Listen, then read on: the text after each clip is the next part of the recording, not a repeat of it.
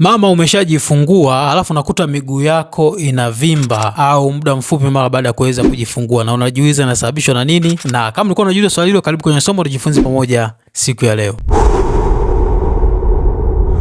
Kama ni mara ya kwanza kuweza kutembea channel yangu, unaweza subscribe hapo chini ndio kujifunza kuhusiana na afya mama mjamzito, lakini vile vile na mtoto mchanga. Kuna mmoja ya mfuatiliaji wangu hapa, yeye anaitwa Asma Simba, anasema dokta, mimi nimejifungua lakini miguu inavimba, usababishwa na nini? Sasa hii huwa inatokea mama ulipokuwa mjamzito, inawezekana ilikuwa inavimba toka ukiwa mjamzito, labda kwa ajili ya yale mabadiliko ya kawaida kabisa katika kipindi cha ujauzito, lakini mara baada ya kuweza kujifungua huwa tunategemea kwamba ndani ya zile wiki 2 mpaka 3 miguu iweze kuanza kupungua, na hii huwa inakuwa kidogo kidogo, itaanza kupungua ile wiki ya kwanza, ya pili, ya tatu, na baadaye inapotea kabisa. Lakini kuna baadhi ya kina mama nakuta kipindi cha ujauzito miguu yake ilikuwa haijavimba, lakini alipojifungua tu labda ndani ya masaa 24 au ndani ya zile wiki 2 za mwanzo toka aweze kujifungua, anakuta miguu yake inafanya nini? Inavimba au inajaa maji, ambao kitaalamu tunaita lower limb edema. Sasa sababu ziko nyingi sana ambazo zinaweza kupelekea hali hii, na huwa inategemeana umevimba mguu mmoja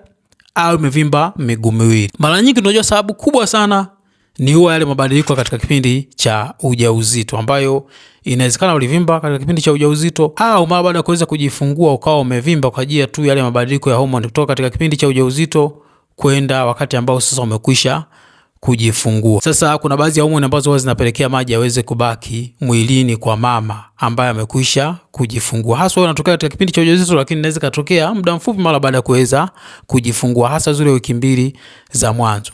Sababu nyingine kubwa inawezekana ni changamoto. Kwa mfano mama ambaye labda amekwisha jifungua afu kapata pressure ya ujauzito au tunaita pregnancy induced hypertension, ambayo ina mahusiano na ujauzito, lakini imetokea muda mfupi au kipindi fulani mara baada ya kuweza kujifungua, au inawezekana una dalili za kuelekea kuwa na kifafa cha mimba. Hii inaweza kapelekea miguu yako yote kavimba na inakuwa haiumi, lakini ukibonyeza unaona inabonyea na imejaa maji. Sasa ukiona hali hiyo, ni vyema kuweza kwenda hospitali kwa ajili ya kupima pressure na kuanza kuangalia kama kuna shida ya dalili za kuelekea kuwa na kifafa cha mimba au pressure katika kipindi cha ujauzito au mara baada ya kuweza kujifungua, ambayo inaweza kaendelea mpaka mwezi 1.5 au mpaka miezi 3 toka uweze kujifungua. Na inawezekana ulipata kipindi cha ujauzito lakini ikaendelea na wakati ambao umekwisha kujifungua, au ikaanza kwa mara ya kwanza kabisa ukiwa umeshajifungua ukajikuta pressure iko juu na miguu inajaa.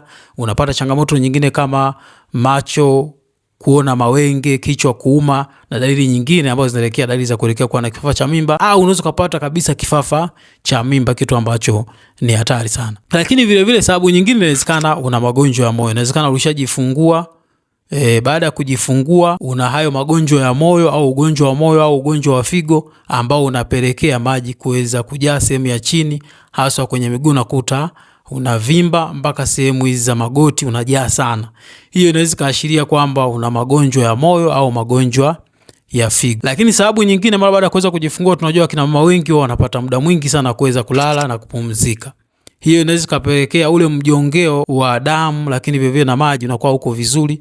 Mwisho wa siku miguu ikawa inajaa, na mwisho wa siku ikawa ni kawaida tu imetokea kwa sababu ya wewe haufanyi mazoezi au muda mwingi unakuwa unatumia kuweza kulala. Changamoto nyingine ambayo inaweza kapelekea miguu kuweza kuvimba, inawezekana kabisa ikawa damu inavilia kwenye miguu, na mara nyingi hii huwa inatokea kwenye mguu mmoja ambao tunaita DVT au deep vein thrombosis.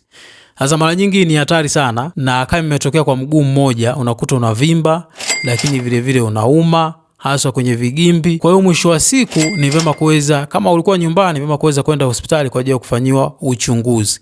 Lakini kama upo hospitali, basi unaweza kutoa taarifa mapema ili uweze kupewa msaada, kwa sababu inaweza kaletwa changamoto. Unajua mama anaweza kama amejifungua kwa upasuaji, amejifungua kawaida, muda mwingi analala, hafanyi mazoezi, na akakuta mguu mmoja umevimba, unauma kuliko mwingine, na hii inaweza kaashiria changamoto ya damu kuvilia kwenye mishipa ya damu, ambayo ni hatari sana. Kama ile damu iliyoganda ikaenda kwenye mapafu, inaweza kapelekea hewa, usafirishaji wa hewa kwa huko vizuri, na mwisho wa siku mama anaweza kufariki ghafla kwa ajili ya changamoto ya upumuaji na shida nyingine kutokana na damu kuweza kuvilia kwenye mishipa ya damu ambayo iko miguuni. Ni hatari sana. Kwa hiyo ni vyema kuweza kuwa makini. Lakini ukiona miguu wakati mwingine inaweza ikavimba kutokana na sababu ya kwamba kunakuwa labda na maambukizi. Na mara nyingi inaweza katokea kwa mguu mmoja ambao tunaita cellulitis kitaalamu. Unakuta mguu umevimba, unang'aa sana, unauma, lakini vile vile labda umechemka. Hiyo wakati mwingine inaweza kaashiria kwamba kuna maambukizi. Mara nyingi inatokea mguu mmoja, japo inaweza katokea miguu yote miwili. Na kwenye ile deep vein thrombosis mara nyingi yenyewe inatokea katika mguu mmoja. Lakini vile vile sababu nyingine ambazo zinaweza zikachangia hiyo hali ni kama kwa wale kina mama ambao hawafanyi kabisa mazoezi, yeye muda mwingi anakuwa amelala. Na namna ya kulala ni kwamba miguu anakuwa ameishusha chini kidogo, alafu sehemu ya kifua inakuwa imeinuka. Hiyo inaweza kachochea miguu yake kuweza kuvimba na mwisho wa siku akakuta miguu imejaa maji mara baada ya kuweza kujifungua. Sababu nyingine ambayo inaweza kachochea, japo ni mara chache sana, na hii huwa inatokea kwa wale ambao labda walipata changamoto ya kupoteza damu nyingi mara baada ya kuweza kujifungua, wakapewa dripu nyingi sana za maji.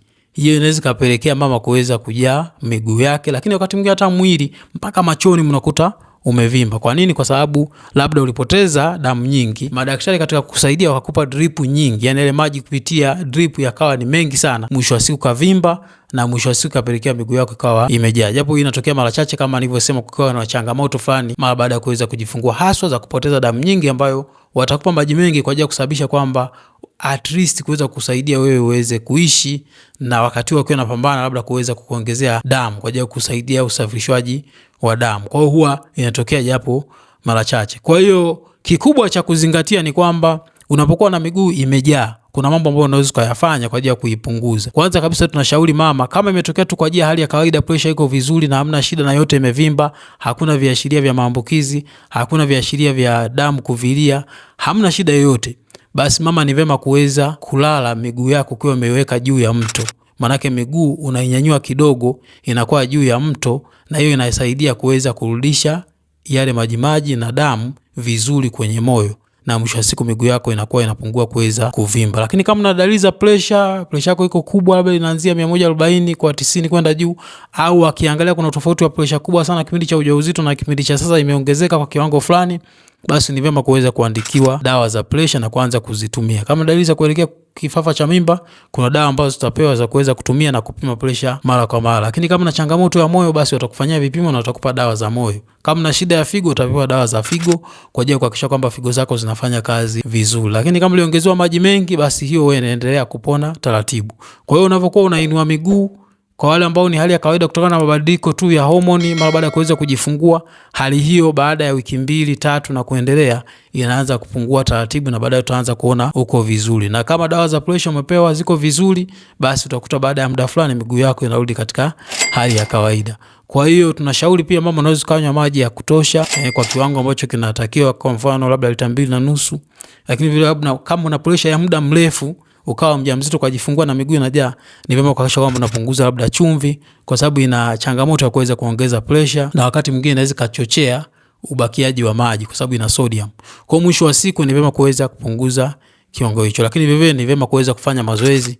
Ukiwa unalala sana na kuwa kwenye hatari ya kupata changamoto ya miguu kuweza kujaa na shida nyingine kama damu kuweza kuvilia kwenye miguu ambazo zinaweza kuleta shida ya upumuaji. Kwa hiyo unaweza kufanya mazoezi ya kutosha ya kutembea hapa na pale, hata kama umefanywa upasuaji, hiyo inaweza kusaidia kuhakikisha kwamba unakuwa vizuri na mjongeo ule wa damu na maji unakuwa uko vizuri. Lakini vile vile kama ulikuwa unanyonyesha, basi hakikisha kwamba umenyonyesha mtoto wako vizuri, na vile vile hakikisha kwamba basi unapata yale mazoezi. Na wakati unafanya mazoezi, mtoto unaweza kuomba akakusaidia mtu mwingine, ndugu yako au mtu wa karibu, ili aweze kukusaidia. Sasa kama ulikuwa unajiuliza maswali, dalili za pressure katika kipindi cha ujauzito ni zipi na inasababishwa na nini? Kama ulikuwa unajiuliza swali hilo, unaweza click suggestion hiyo hapo ukasikiliza video hiyo kuhusiana na dalili za pressure katika kipindi cha ujauzito, ambazo huwa zinaweza kupelekea dalili za kuelekea kuwa na kifafa cha mimba au kifafa cha mimba ambavyo ni hatari sana.